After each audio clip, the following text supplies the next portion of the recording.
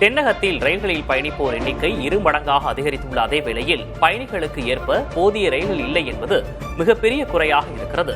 இது குறித்த பெருஞ்செய்தியை தற்போது பார்க்கலாம்.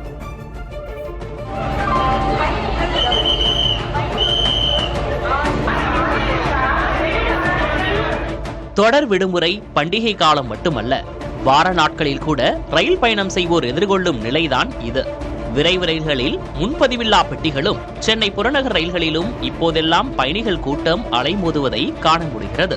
பேருந்து கட்டணத்தை விட ரயில் கட்டணம் குறைவாக இருப்பதால் நடுத்தர வர்க்கத்தினர் ரயில் பயணத்துக்கே முக்கியத்துவம் அளிக்கின்றனர்.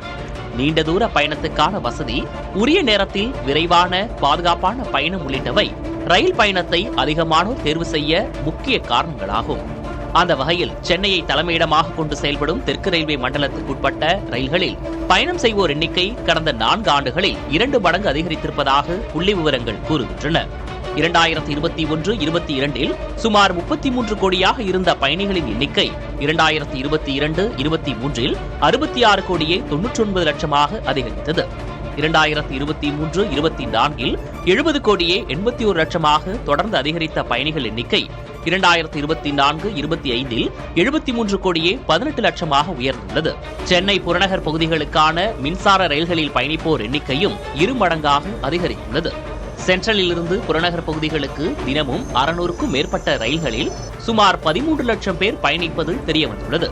ஆனால் விரைவு ரயில் சேவை மற்றும் புறநகர் சேவையில் மக்கள் தேவைக்கேற்ப போதிய ரயில்கள் அதிகரிக்கப்படவில்லை என்பது பயணிகள் மத்தியில் மிகப்பெரிய குறையாக முன்வைக்கப்படுகிறது. சென்னையிலிருந்து புறநகர் பகுதிகளுக்கு வேலைக்கு செல்வோர், புறநகரிலிருந்து சென்னைக்குள் பணிபுரிய வருவோர் ரயில்களையே நம்பும் சூழல் உள்ளது. ரயில்வே அதிகாரிகள் இதை உணர்ந்து மக்கள் விருப்பத்திற்கு ஏற்ப கூடுதல் ரயில்களை இயக்குதல், காத்திருப்போர் பட்டியலை அதிக அளவில் அனுமதித்தல் ஆகிய வசதிகளை செய்து தர வேண்டியது பெரிதும் அவசியமாகிறது.